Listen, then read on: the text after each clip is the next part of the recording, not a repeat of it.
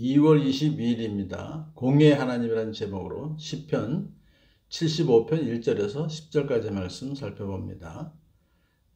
시인 아삽이 지금 계속해서 시를 짓고 있습니다. 75편은 74편의 연장선상에서 이것을 이해할 수가 있습니다. 74편 시편에서는 이스라엘을 원수들이 침공해서 무참히 성전을 참 유린하는 그런 고난의 때에 이제 주님의 구원을 바라보면서 탄식하면서 기도했던 그런 시편이죠. 이렇게 시인은 기도했습니다. 주님, 원수가 주님을 비난하고 주님의 이름을 모욕하였습니다. 땅에 그늘진 곳마다 구석구석 폭력배 소굴입니다. 주님, 억눌린 자가 수치를 당하고 물러가지 않게 해 주십시오. 하나님, 일어나십시오. 날마다 주님을 모욕하는 어리석은 자들을 버려두지 마십시오. 주님의 소송을 이기십시오. 라고 하면서 이제 간구를 했어요. 그런데 75편은 그 기도에 대한 응답을 이렇게 받고서 하나님께 감사하는 그런 시죠. 하나님께서 정한 때에 공정한 판결을 하시겠다고 약속해 주셨어요. 그래서 이제 시인은 이렇게 감사하는 기도로 시작합니다. 하나님, 우리가 주님께 감사하고 또 감사합니다. 주님의 이름을 부르는 이들이 주님께서 이루신 그 놀라운 일들을 전파합니다. 그러니까 하나님께서 기도에 응답하신 거죠. 그러면서 시인은 하나님께서 공의로운 심판을 행하셨음을 감사하는 것이죠. 하나님은 이 세상의 불의를 결코 그대로 묵과하지 않으실 것입니다. 라고 말하죠. 하나님께서 말씀하시기를 내가 정하여 놓은 그 때가 되면 나는 공정하게 판결하겠다. 그러니까 하나님께서 공정하게 판결하시겠다는데 그 때가 내가 정하여 놓은 그 때이죠. 인간의 기대에 따른 때가 아니라 하나님이 선택하셔서 하나님이 정하여 놓으신 그 때가 되면 공정하게 판결하시겠다. 그렇게 선포하십니다. 땅이 진동하고 거기에 사는 사람들이 흔들리고 비틀거릴 때에 땅에 기둥을 견고하게 붙드는 자는 바로 나다.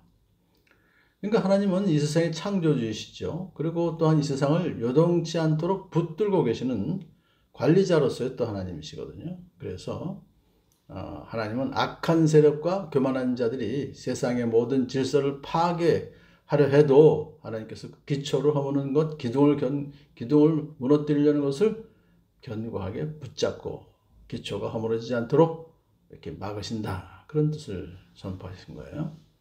그러면서 하나님은 오만한 자들에게는 오만하지 말아라 하였으며 악한 자들에게는 오만한 뿔을 들지 말아라. 오만한 뿔을 높이 들지 말아라.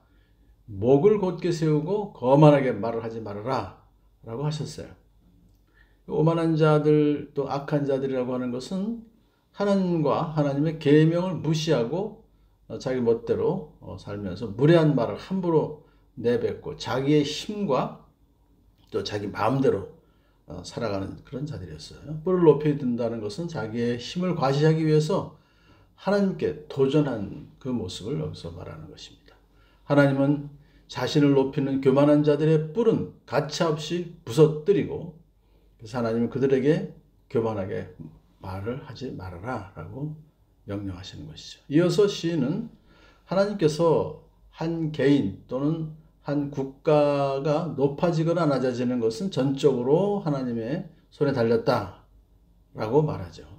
높이 세우는 그 일은 동쪽에서나 서쪽에서 말미암지 않고 남쪽에서 말미암지도 않는다. 그러니까 이 세상 어디에서도 한 개인이나 한 국가를 높일 수 있는 그런 권세를 가진 사람은 없다 이런 말이죠. 그런데 왜 네 방향 중에서 북쪽을 뺐을까요? 동쪽, 서쪽, 남쪽만 했을까요? 그것은 자신들을 스스로 높이는 그런 자들이 북쪽에 있기 때문에 그 아수르나 또 바벨론 같은 나라들을 말하죠. 그러므로 이제 북쪽에 있는 그런 나라들의 그 참 사람들이 와서 자신의 국가를 높이는 반면에 이스라엘과 여호와 하나님을 낮추는 그런 짓을 했기 때문에 그러므로 하나님께서는 바로 그들은 하나님의 엄중한 징벌을 받아서 완전히 멸망하게 말 것이라고 또한 말씀하시는 것입니다. 시인은 이렇게 선포합니다. 오직 재판장이신 하나님만이 이 사람을 낮추시기도 하시고 저 사람을 높이기도 하신다 그랬어요. 하나님께서 인생들을 일일이 굽어 살피시기 때문에 그 사람의 행위대로 판단해서 이렇게 하신다는 것을 말해요. 주님은 거품이 있는 잔을 들고 계신다. 잔 가득히 진노의 향료가 섞여 있다. 이 잔은 심판의 도구인 진노의 잔이를 말하는 것이죠. 거품이 인다는 것은 맹렬한 진노를 의미합니다. 하나님의. 그래서 하나님의 심판이 얼마나 신속하고 무섭게 내려질지를 이렇게 미리 보여주는 것이죠. 하나님을 모독하고 연약한 사람을 억압하는, 그러면서 온갖 악행을 자행하는 자들에게는 결국 무서운 재앙과 진도가 그들에게 임할 것이다. 하나님께서 이 잔에서 따라 주시면 이 땅의 악인은 모두 받아 마시고 그 찌꺼기까지도 핥아야 한다. 아주 무서운 말씀이죠.